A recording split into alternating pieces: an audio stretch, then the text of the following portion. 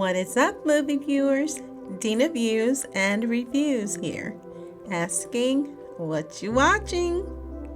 Well, today I am watching The Fantastic Four: First Step. Now, this movie stars Pedro Pascal, Vanessa Kirby, Yvonne Moss-Bachrach, Joseph Quinn, Julia Gardner, and Ralph Ineson. It is written by Josh Friedman, Eric Pearson, and Jeff Kaplan. It is produced by Kevin Feige, Grant Curtis, Tim Lewis, Robert Kulzer, and Luis D'Esposito. It is directed by Matt Schachman. I finally got around to checking out 2025's version of the Fantastic Four: First Step movie. It is an all-new cast for this 2025 reboot of this classic Fantastic Four franchise. Mr. Fantastic, the Invisible Woman, the Human Torch, and Thing are all played by new actors. But the question is, will this version be as good or perhaps better than the previous Fantastic Four movies that I or you have seen? Now, this movie is said to have had a $200 million budget. Wow. In this version, Mr. Fantastic, or Reed, is played once again by Pedro Pascal. He is the scientist, the brainiac, and the one who is also elastic and able to stretch and expand like no other. And of course, his love interest is the Invisible Woman, Sue. And she is played, like I said, by Vanessa Kirby. And they are married and happy to find out that they are now expecting a little one. Can you imagine the abilities that this little one could possibly inherit? He would have the ability to stretch or be elastic like his father, and all of the power his mother has, including the possibilities of becoming invisible. Imagine that as a mother trying to find an invisible child. But all of this wrapped up in this offspring's DNA. I just can't wait to see what Marvel will do with this character, Franklin, in the future. As in all previous Fantastic Four movies, the crew finds themselves having to protect and defend the Earth from this power-hungry, evil creature from another galaxy that wants to devour it.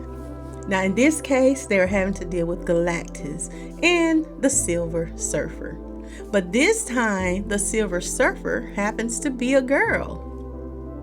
Now, my first impression when seeing the new cast was not so optimistic, but the reason is because there was a past Fantastic Four version that I really wasn't impressed with.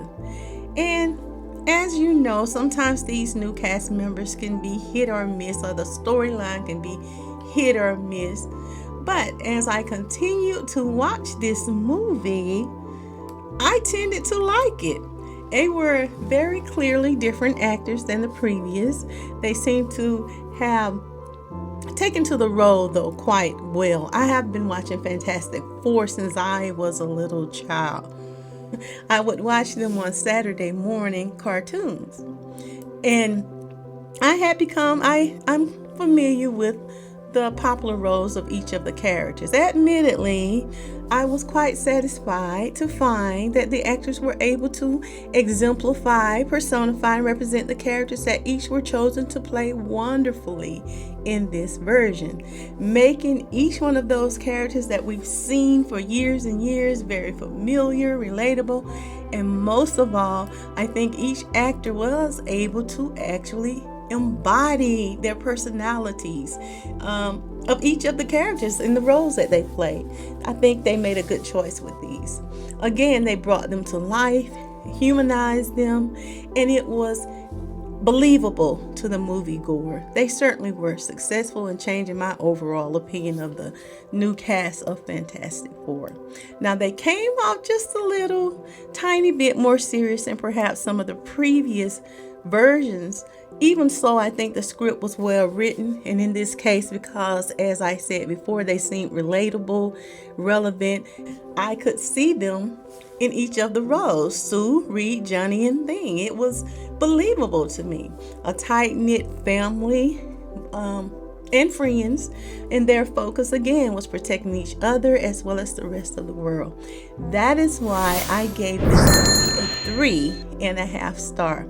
Like I said, I wasn't expecting to like it as much as I did, but I ended up watching it 2 times, and the second time I watched it was with my little ones, and my little one insisted I purchase him the Fantastic Four action figures. That means he was impressed. If you are interested in checking out this movie for yourself, you can certainly do so, for it is rated PG-13 and it is currently streaming on Disney. If you have not already, like, share, and subscribe, and leave me a comment letting me know if you watched this movie, what you thought of the movie, as well as this review.